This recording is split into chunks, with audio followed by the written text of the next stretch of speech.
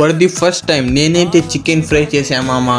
Hello guys, నేను మీ రాజమకరోని. Welcome back to my new video. ఈరోజు వచ్చేసి నేను సొంతంగా చికెన్ ఫ్రై చేయబోతున్నాను మామ. ఇంక కావాల్సిన ఐటమ్ అన్ని తీసుకొని కడిలో వచ్చేసి నూనె వేసుకొని ఎర్రగడ్డలు గార్లిక్ పేస్ట్ వేసుకొని బాగా కలుపుకున్న తర్వాత ఇంకా టమాటాలు కొత్తిమీర వేసుకొని కూడా అది కూడా బాగా కలుపుకొని మీకు సరిపోయినంత ఉప్పు వేసుకోండి మామ. తర్వాత గరం మసాలా, ఇంకా దాని తర్వాత వచ్చేసి మీకు సరిపోయినంత పసుపు వేసుకొని ఇంకా బాగా మీకు నచ్చిన పాట వేసుకొని కాసేపు కలుపుకోండి బాగా.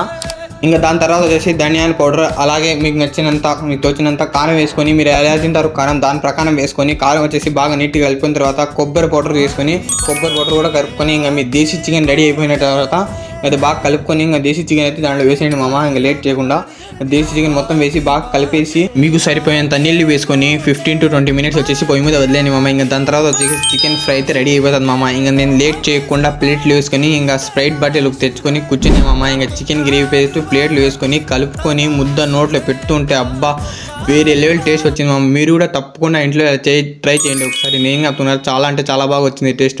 నేను అనుకోలేదు నేను ఇంత బాగా చేస్తానండి చికెన్ గ్రేవీ. చాలా అంటే చాలా బాగా వచ్చింది టేస్ట్. ఇంకా దాని తర్వాత స్ప్రైట్ తీసుకుని కొట్టేసి అసలు వేరే కాంబినేషన్ మామ. స్ప్రైట్ చికెన్ గ్రేవీ తింటుంటే మీరు కూడా ఇలా ఇంట్లో మీరు ఖాళీ ఉన్నప్పుడు ఇలా ట్రై చేసి చూడండి మామ. చాలా అంటే చాలా బాగుంది. కలుద్దాం మళ్ళీ, బాయ్.